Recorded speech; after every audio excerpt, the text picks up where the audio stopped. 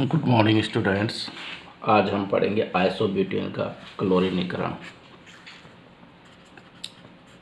Isobutane का क्लोरीनीकरण। Isobutane में दो प्रकार के हाइड्रोजन परमाणु होता है। आइसोब्यूटेन की संरचना होती है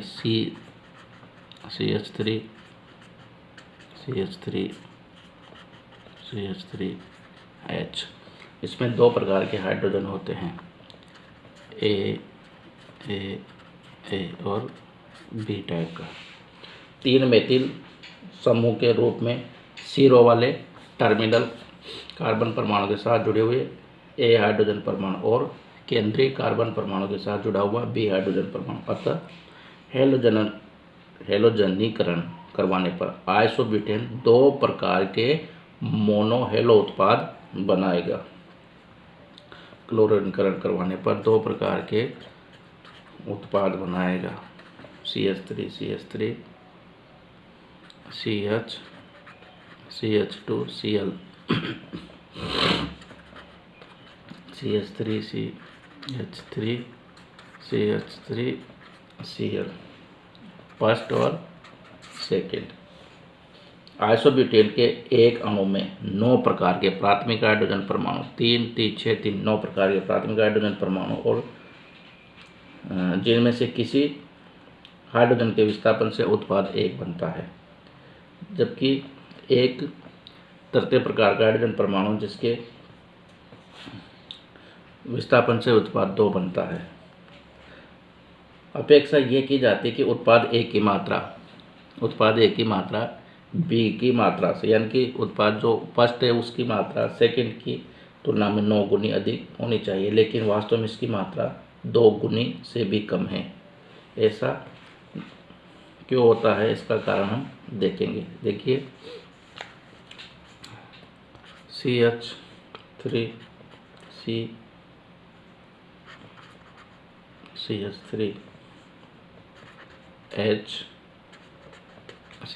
की क्रिया करवाएंगे Cl2 के साथ H उपस्थिति में। टेम्परेचर रहेगा आपका 25 degree. CH3H CH2Cl plus CH3Cl। इसकी मात्रा रहेगी 64% और इसकी मात्रा रहेगी 36%। इसका कारण यह है कि क्लोरीनीकरण के लिए प्रत्येक हाइड्रोजन परमाणु की अभिक्रियाशीलता का मान प्राथमिक की तुलना में 5 गुना अधिक होता है। अतः यदि इस हिसाब से हम उत्पाद की मात्रा का परिकलन करें तो परिणाम प्रेक्षित परिणामों से एकदम मेल खाते हैं। आइसोब्यूटेल क्लोराइड बनने की संभावना। आइसोब्यूटिल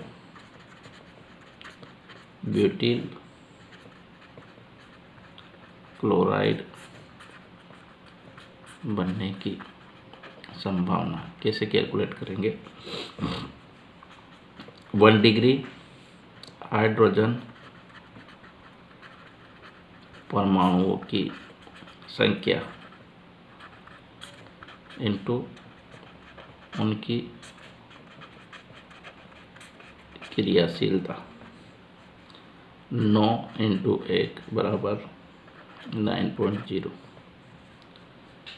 तृतीयक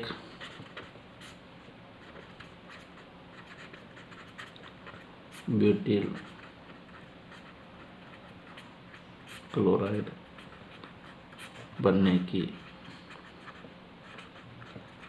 संभावना बराबर 1 × 5.0।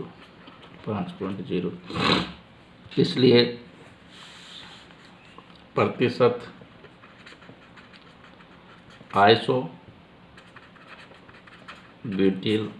क्लोराइड कितना बनेगा, बराबर 9.0 प्लस 5.0 इंटू 100, ये बन जाएगा आपका 64.0। To eight approximate 64%। ओके, और प्रतिशत तृतीयक ब्यूटिल क्लोराइड, ये बन जाएगा आपका 5.0 प्लस 5.0 इंटू 100 इक्वल हो जाएगा आपका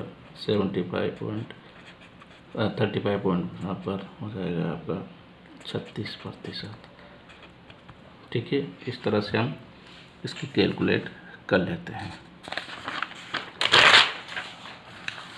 प्रत्येक हाइड्रोजन परमाणु की क्रियाशीलता प्राथमिक हाइड्रोजन से अधिक होने का कारण यह है कि प्रत्येक हाइड्रोजन परमाणु के हटने से जो मुक्त मूलक बनता है उसकी ऊर्जा कम होती है, जिससे उसका स्थायित्व बढ़ जाता है और उसके बनने की संभावना अधिक हो जाती है।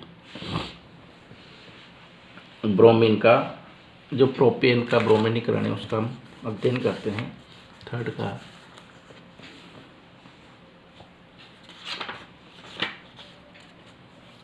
प्रोपेन का ब्रोमीनीकरण, प्रोपेन का ब्रोमीनीकरण CH3 CH2 CH3 plus Br2 दो मॉलिक्यूल लेंगे इसका HNO की प्रेजेंस में 127 डिग्री टेम्परेचर लेंगे, बन जाएगा आपका CH3 CH2 Br plus CH3 Br 36%, 97%, 97% और 3% only, this is 3% only. One propane बनने की उसको चलेगा 3% ओनली, 97%। वन प्रोपेन बनने की संभावना, वन प्रोपेन बनने की संभावना इज इक्वल टू क्या हो जाएगा आपका 6 into 1.0 is equal to 6.0। 2 propane बनने की संभावना, 2 प्रोपेन बनने की संभावना 2 इंटू 82 बराबर 164। इसलिए प्रतिशत 1 प्रोपेन की मात्रा बराबर 6.0 plus 164 into 100 is equal to हो जाएगा आपका ये 3%। इसी प्रकार से 2 प्रोपेन की प्रतिशत मात्रा बराबर 164, 6.0 प्लस 164 इंटू 100 बराबर 97%। ये प्रोपेन का ब्रोमीनीकरण में जो उत्पादन को कहा। आइसोब्यूटेन का ब्रोमीनीकरण,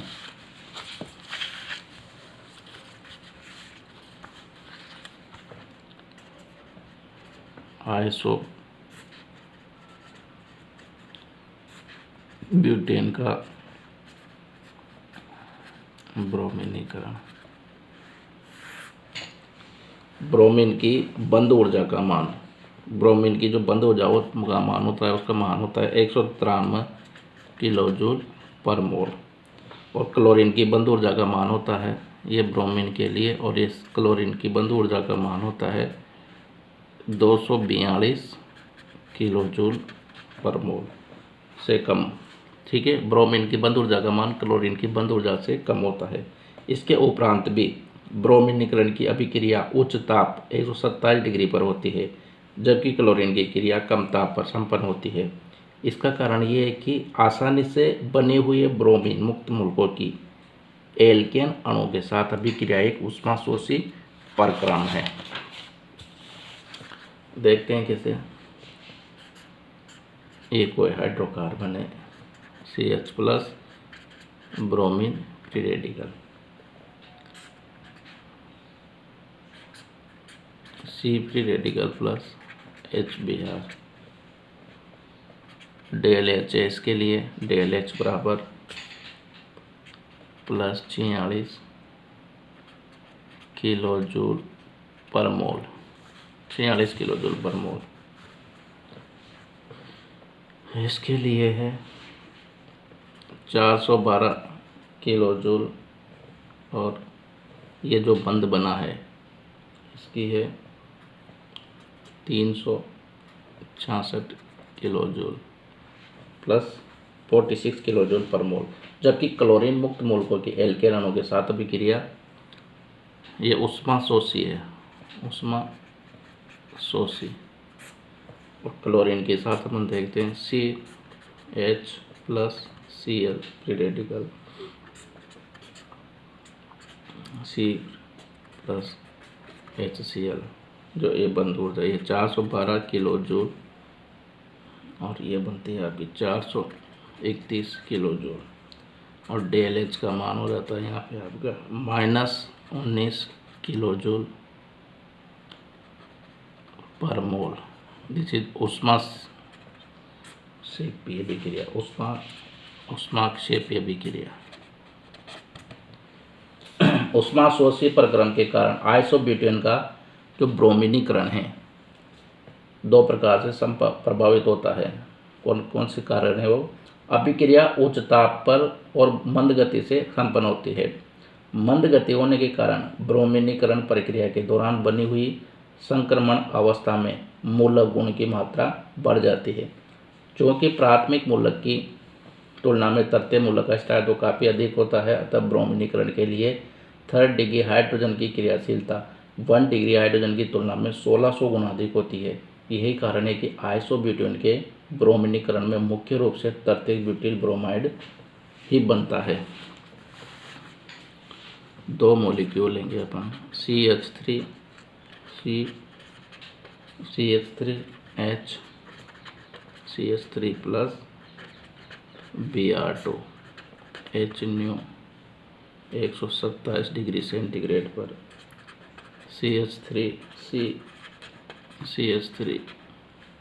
CH2Br H plus CH3 CH3Br CH3, इसकी मात्रा होती है आपकी अल्प मात्रा, बहुत अल्प मात्रा होती है इसकी, बहुत अल्प, ये पड़ता है 99% से भी अधिक।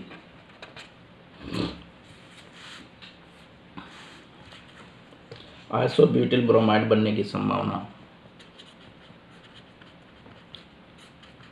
आइसोब्यूटिल ब्रोमाइड बनने की संभावना 9 × 1.0 बराबर 9.0 तृतीय ब्यूटिल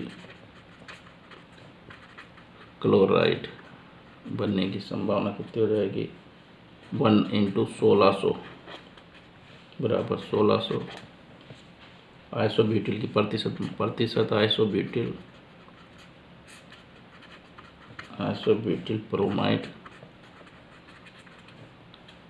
9/9 प्लस 1600 × 100 बराबर 0.6%, और तृतीयक ब्यूटिल प्रतिशत तृतीयक ब्यूटिल ब्रोमाइड 1600 प्लस 9.0 प्लस 1600 × 100 99.40% बनेगा। इतनी अधिक मात्रा इसकी बनती है। आइसोब्यूटेन के ब्रोमीनीकरण को निम्न ऊर्जा अवस्था चित्र द्वारा प्रदर्शित किया गया है। एक इसके लिए ऊर्जावस्था चित्र बनाएंगे जिसके द्वारा हम समझ सकते हैं। देखिए, अभिक्रिया की प्रगति, अभिक्रिया की प्रगति, स्थितिज ऊर्जा, potential energy. CH3 CH3H plus Br free radical, दो ऊर्जा अवस्थाओं में बनेगा।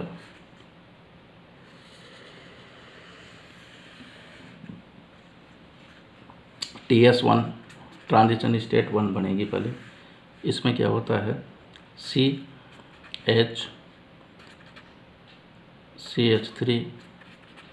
CH3 CH2 हाइड्रोजन और Br transition state first.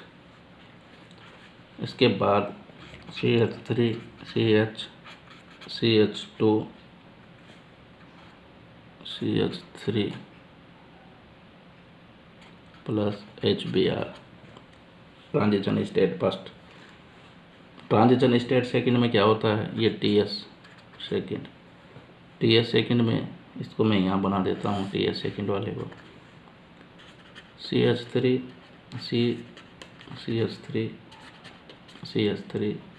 HBr और यहाँ बना देता हूँ मैं CH3 फ्री रेडिकल और HBr। इस प्रकार हम देखते हैं कि एल्केनों का पर आक्रमण करने में ब्रोमीन परमाणु क्लोरीन परमाणु की तुलना में कम क्रियाशील, अधिक सेलेक्टिव है। क्योंकि ब्रोमीन कम क्रियाशील है इसलिए अधिक वर्णशील या सेलेक्टिव है। क्या होता है कि ब्रोमीन की कम क्रियाशीलता के कारण इसकी संक्रमण अवस्था काफ़ी देर से आती है, जब तक एल्केन समूह में पर्याप्त मुक्त मूलक गुण आ जाता है। अतः उसी प्रकार की संक्रमण अवस्था बनेगी जिसमें स्थायी मुक्त मूलक बनने की संभावना हो। इसके विपरीत क्लोरीन परमाणु की अधिक क्रियाशीलता के कारण संक्रमण अवस्था बड़ी जल्दी आ जाती है, इसलिए एल्किल समूह पर पर्याप्त मूलक गुण नहीं आ पाता और उपयुक्त दिशा में अभिविन्यास होकर स्थायी मूलक बनाने वाली संक्रमण अवस्था में परिवर्तित होने का समय नहीं मिल पाता। अतः ब्रोमीन की तुलना में क्लोरीन कम सेलेक्टिव होता है। इसमें देखिए RH प्लस Br ब्रोमीनीकरण, RH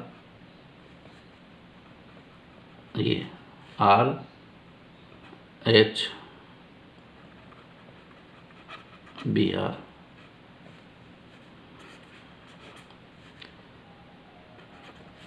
del free radical R plus HBr कम क्रियाशील और अधिक सेलेक्टिव है। ये क्लोरीन की बात करें तो RH plus Cl क्लोरीनीकरण, RHCl R free radical plus HCl कम क्रियाशील, अधिक सेलेक्टिव,